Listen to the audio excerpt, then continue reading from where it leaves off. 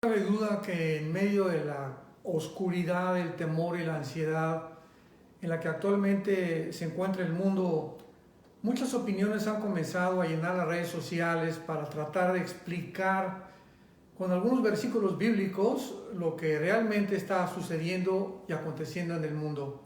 Es increíble que ya las redes sociales estén llenas de personas que están tratando de buscar el coronavirus en la Biblia, o si la Biblia menciona el coronavirus. Y es un error muy grande el tratar de buscar algún versículo en la Biblia para que se acomode a cualquier situación que estemos atravesando, porque en la Biblia no vamos a encontrar muchos de los eventos que suceden actualmente en nuestra historia, ni los que han sucedido tampoco. Veamos algunos ejemplos. Por ejemplo, han comenzado a decir que en Isaías capítulo 26, versículo 20, cuando la Biblia menciona claramente de que este versículo está relacionado con la gran tribulación y no tiene que ver nada absolutamente con el de nosotros. Dice en Isaías 26, 20 que cuando las personas comenzaran a tratar de buscar realmente qué era lo que estaba pasando, anda pues, pueblo mío, entra en tus aposentos, cierra tras ti tus puertas, escóndete un poquito, por un momento, en tanto que pasa la indignación. Y ellos creen que porque aquí el profeta Isaías está mandando que el pueblo de Israel se esconda mientras que pasa la indignación, ellos están relacionando la indignación con el acontecimiento del coronavirus o con el problema que está pasando en el mundo actual. Y este versículo está usado para el remanente de los judíos que van a ser escondidos en la ciudad de Petra, de acuerdo a Isaías 63, del 1 al 2, durante el tiempo de la persecución del anticristo, Apocalipsis capítulo 12. Entonces, ¿cómo podemos nosotros usar versículos que no tienen ninguna relación, pero tratamos de buscar la aplicación para lo que está sucediendo? Otro ejemplo lo encontramos en Jeremías 25, versículo 32, que también están usando para poder justificar el coronavirus. Y dice así Jeremías 25, 32. Así ha dicho Jehová de los ejércitos, he aquí que el mal, esta palabra mal en el hebreo es la palabra ra, R de Raúl, A de Armando, ra. El mal irá de nación en nación y gran tempestad se levantará en los fines de la tierra. Y hacerán los muertos de Jehová en aquel día, desde un extremo de la tierra hasta el otro, no se endecharán ni se recogerán, ni serán enterrados, como estiércol quedarán sobre la faz de la tierra. Este versículo tampoco tiene que ver nada con el coronavirus. Se está refiriendo a la invasión de Gog y Magog en Ezequiel capítulo 39, donde los muertos van a estar completamente aislados por la radiación que va a existir por las bombas nucleares. Entonces tampoco podemos usar este versículo para tratar de justificar o acomodarnos que está relacionado con el problema actual. Y otras personas también han dicho que nos encontramos en los sellos del Apocalipsis, por el amor de Dios. Los cuatro principales jinetes del Apocalipsis es el inicio de la primera temporada de la gran tribulación, donde se menciona el caballo blanco, que es el anticristo, que se menciona con un arco sin flechas, representando que va a entrar con un pacto de paz, Daniel 9:27, para poder hacer una justificación con los judíos y los árabes de que ya no se peleen. Va a alcanzar lo que los diplomáticos no han hecho en muchos años de historia. Y el segundo caballo del Apocalipsis es la guerra, el tercero el hambre, y el cuarto, dice la Biblia, que va a haber una cuarta parte de la población mundial muerta por la espada o por la guerra y por las bestias de la tierra. Si estamos hablando de una cuarta parte de la población, y ahorita se calcula que más o menos llegamos ya a los 8,000 millones de personas, estamos hablando de 2,000 millones de personas muertas. Por el amor de Dios, no tiene que ver absolutamente nada con el coronavirus, y cuando los sellos del Apocalipsis entren en acción es cuando comienza la tribulación, y nosotros como la iglesia ya no vamos a estar aquí. Veamos algunas señales verdaderas en la Biblia acerca del tiempo en que nos encontramos. En Mateo capítulo 24 Los discípulos de Cristo le hicieron 3 preguntas. En el versículo 3, estando él sentado en el monte de los olivos, los discípulos se le acercaron aparte diciendo, dinos cuándo serán estas cosas. Fue la pregunta número 1 que le hicieron. 2, ¿qué señal habrá de tu venida? Y 3, y del fin del mundo. Entonces Cristo contesta la primera al final, cuando habla de su segunda venida, que antes de que Él venga, vendrá la tribulación, el sol y la luna se oscurecerán, la luna dejará su resplandor, y esto coincide con Apocalipsis capítulo 6, del versículo 12 en adelante, donde encontramos ya el cuarto y el quinto sello, y el sexto sello, que es ya completamente el acabose o el final de la historia del mundo. Pero las razones por las que Cristo contesta realmente las últimas 2 preguntas, las menciona en el versículo 4 en adelante. Les dijo, miren que nadie los engañe. Y no cabe duda que estamos ahorita siendo engañados por cantidad de redes sociales y cantidad de comentarios de personas que tuercen la palabra de Dios, sacan un versículo sin tomar en cuenta el contexto donde ese versículo se encuentra.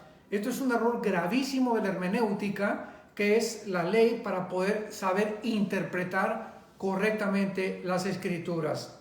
Jesús continúa diciendo, oirán de guerras, versículo 6, y rumores de guerras. Miren que no se turben, porque es necesario que todo esto acontezca, pero aún no es el fin. Porque se levantará nación contra nación, reino contra reino, y habrá pestes y hambres y terremotos en diferentes lugares. Esta palabra pestes, lumos, en el griego, no tiene que ver nada con las infecciones que estamos viendo actualmente a nuestro alrededor.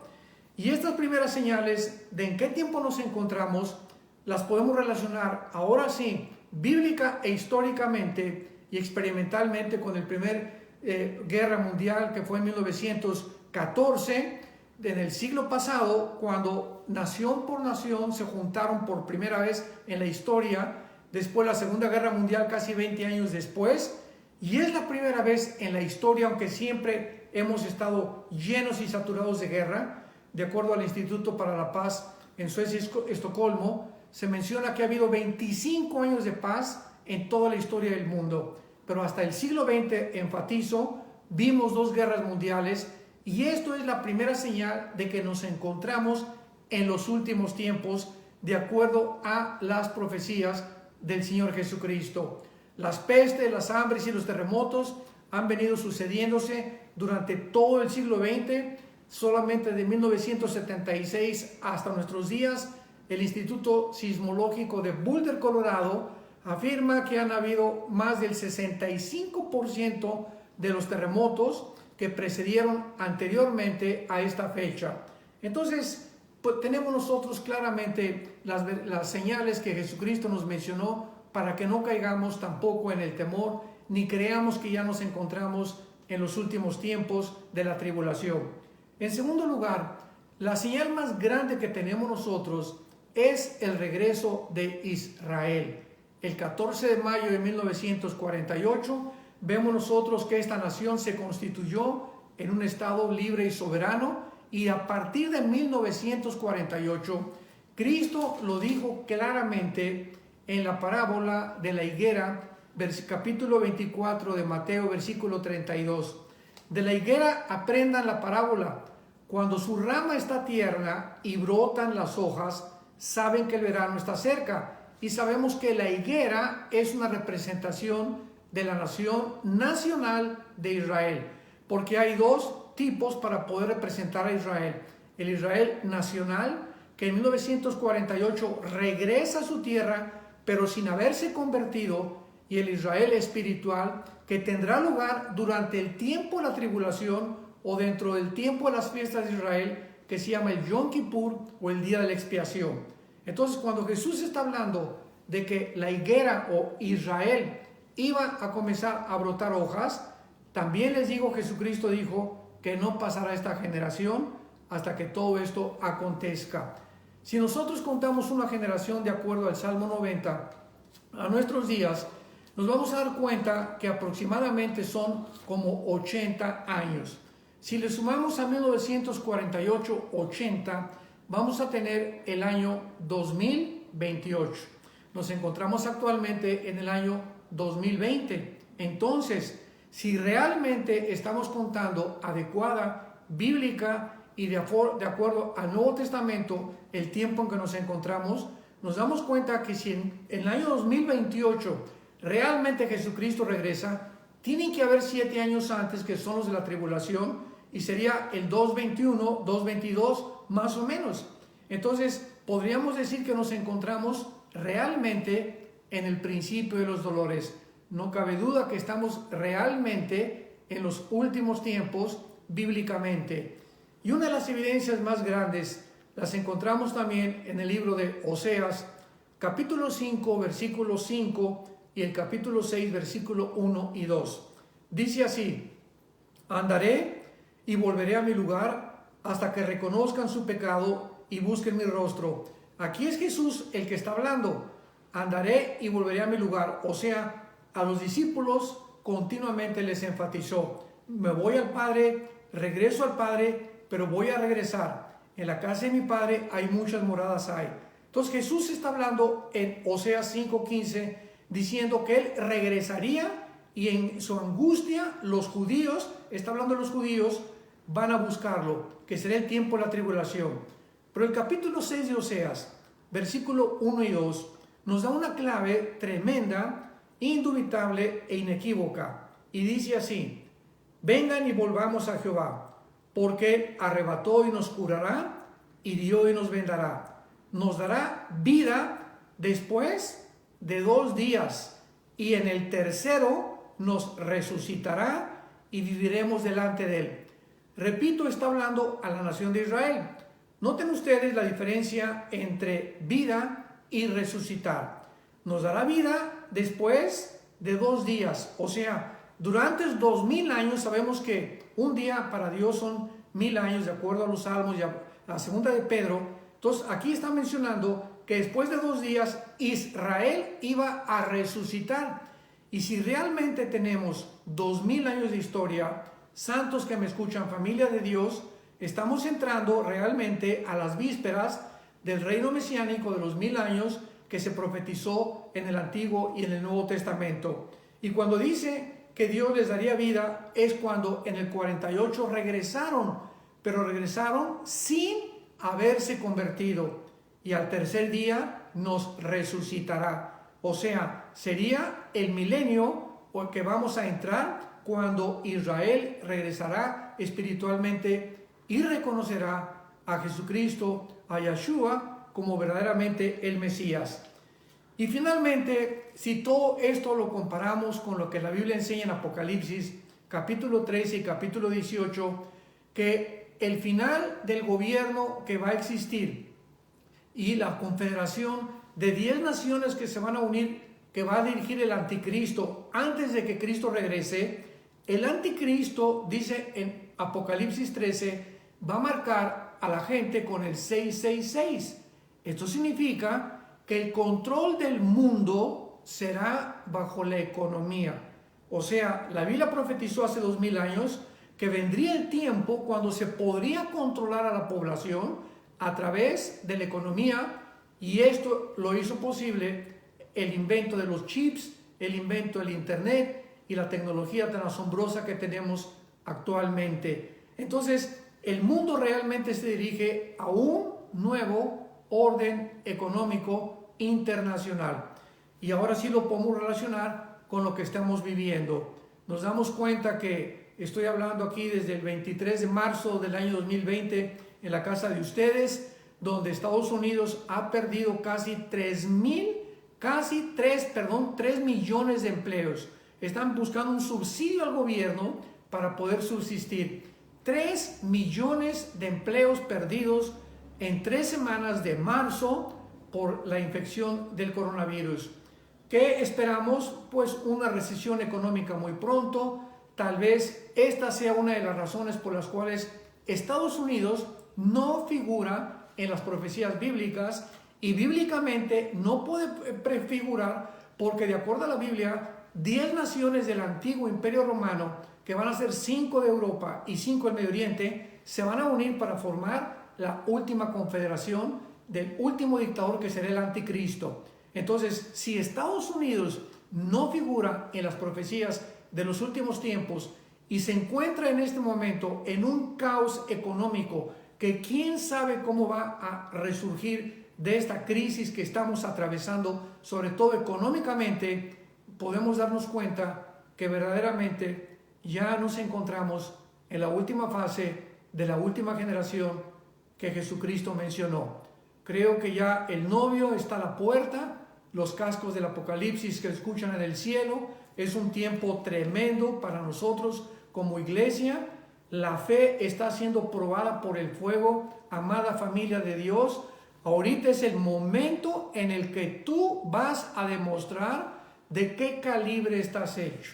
Si verdaderamente has creído en Dios y en sus promesas, porque dice el apóstol Pedro en su primera carta, que somos sostenidos por la fe, por el poder de Dios.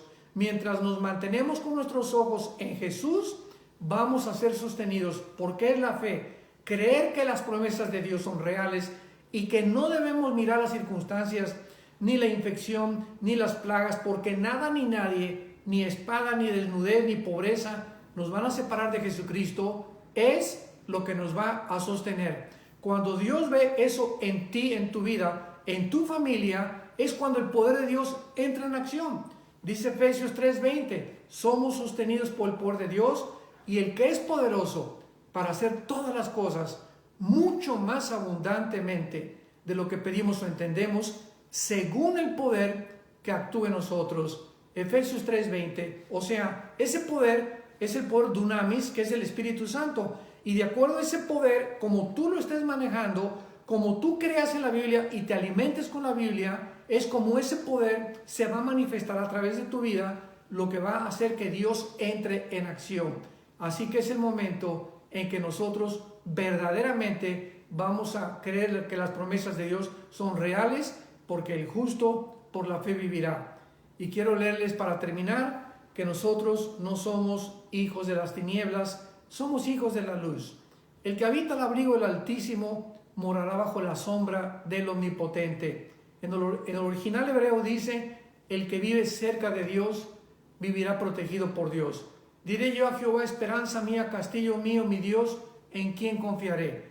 Él nos va a librar del lazo del cazador, de la peste destructora, y nos cubrirá bajo sus alas, y bajo sus plumas estaremos seguros, y no vamos a tener temor de nada de lo que atravesemos, porque lo más grave que nos puede suceder como cristianos es morir. Y el morir, dice Filipenses capítulo 1, es ganancia. Entonces, ¿a qué le vamos a tener temor? Algún día vamos a morir de cualquier cosa, enfermedades, accidentes, etcétera, etcétera. Pero dichosos aquellos que se han preparado para encontrarse con su Señor. Espero que tú lo estés y que puedas tener esa fe que sobrepasa todo entendimiento. La va a guardar y va a considerar tus pensamientos y tu mente en Cristo Jesús. Que tengas mucha paz y sigue confiando en las promesas del Señor.